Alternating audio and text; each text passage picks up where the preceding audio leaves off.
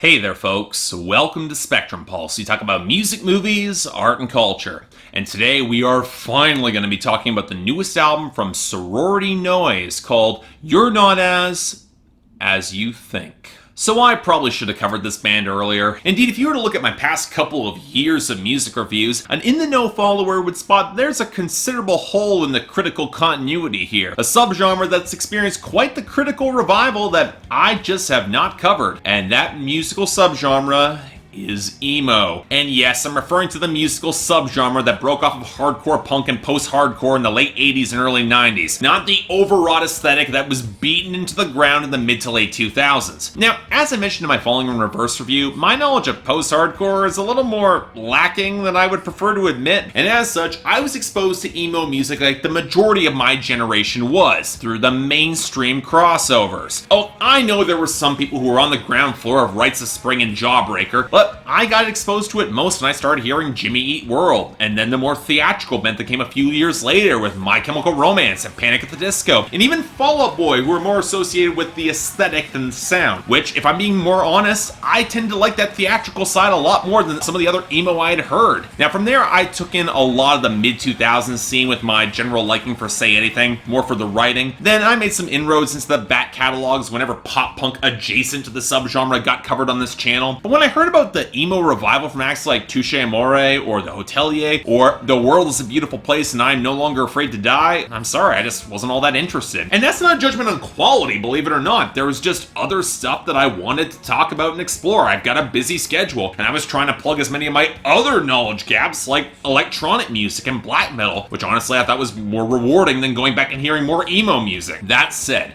when I have found the time to listen to more of the emo revival, I have found acts that I like, which takes us to Sorority Noise. Thanks to Patreon, they wound up my schedule, and going through their first two albums, I found a lot to like about this band. They had a good knack for hooks, some modestly clever and honest writing, and there was real progression from their debut Forgettable to the more melancholic but more tuneful and refined Joy Departed in 2015. As such, I had every reason to think I would probably like their newest album, You're Not As You Think, especially if the confessional honesty hits some interesting new places and the tunes were just as strong. So, okay, what did we get with this? Well, this is one of those projects where I definitely see its strengths. I get why this is getting critical acclaim. Good production, sharply intuitive writing, the right sort of delivery to anchor the story being told here, and short enough to tell its story and not wear out its welcome. But at the same time, the weaknesses are just as sharply defined for me. Granted, some of what I might deem as weaknesses might be the very traits that some emo listeners go to hear, and yet even with that, I don't really think Sorority Noise quite sticks the full landing here. It's not a bad album by any stretch. I certainly see why in the pantheon of the emo revival, Sorority Noise is getting a lot of critical acclaim, but I'm not always certain this band has a handle on their strengths just yet, especially coming off of Joy Departed, which honestly might be an easier album for me to go back to. But let's start off with the production and the instrumentation. And you know, for the most part, I do like a lot of what I'm hearing from Sorority Noise, a lot of what they're doing here, even if they're definitely not reinventing the wheel when it comes to a guitar-driven emo sound that flirts with the edges of more traditional pop-punk and indie rock. The grinding riffs in the low end that spark off the drums and the bass lines that are often a lot more defined and intricate than I personally expected, working in the loud, soft dynamic arguably more than I would personally prefer, but effective all the same. And that main guitar line? Well, okay, this is where I think Sorority Noise makes the biggest stylistic departure to stand out. For one, a lot of their tones are more liquid and blurred over, getting to the point of borderline tremolo picking in the vein of an act like White Lung, albeit not quite picking up the level of swell and bite that band does, or anything close to black metal. And it does contribute to the otherwise woozy, stumbling progression that runs through this album compositionally and thematically in filling up the melody against the fantastic bass lines on songs like No Halo, or the pile-up of riffs and crescendos on A Portrait Of, or the glittery fragments that buzz around A Better Sun before a basic but effective guitar solo that ends out the song, or the very liquid line that runs through Lead the Phantom with some sharper riffs that come through, which could easily play to mid-90s alternative tones. It would work quite well in that era. Hell, in fact,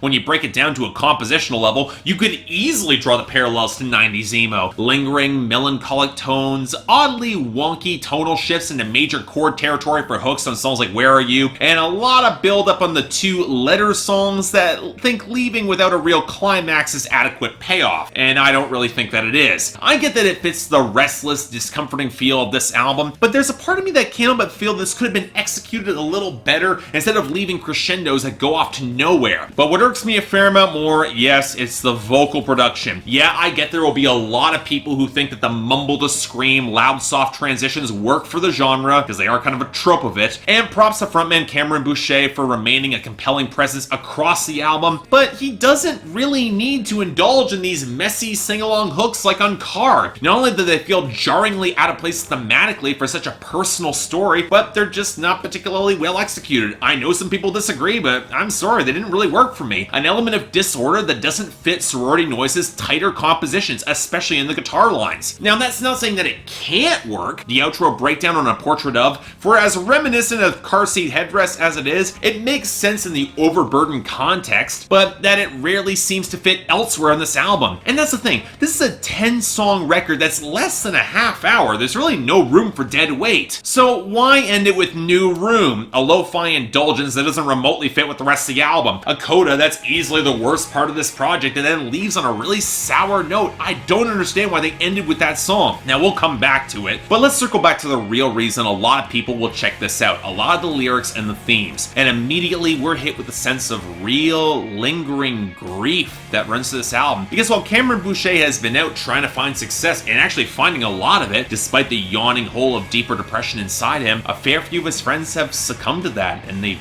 died, either from drug overdose or suicide. And when this album hits the screeching reality of that grief and how Boucher can handle any of it while still being on the road, Sorority Noise hits its stride in its songs that might as well serve as a deconstruction of the emo genre. Because sure, there's depression, there's substance abuse on this album, but the real killer is lack of sleep and rest, and none of it is glamorized, as the inner torment and guilt lingers with every liquid note of the guitar. Sure, Boucher might see himself when on No Halo he drives in the middle of the night to visit the house where his friend Sean died a year earlier, but that's a damning indictment in its own right. He couldn't even make it back for his friend's funeral, and now he's writing a song about his lonely grief, and yet all he sees instead of his friend is his own self-absorption. The sort of guilt that triggers lines like, "If there's a race to heaven, I will surely come in last." And it's what inspires a song later to try and lend solace to a suicidal friend despite his own leanings in that direction. He has to keep on living despite all of it, trying to immortalize some of their stories in song, even as his own depression pulls him into the same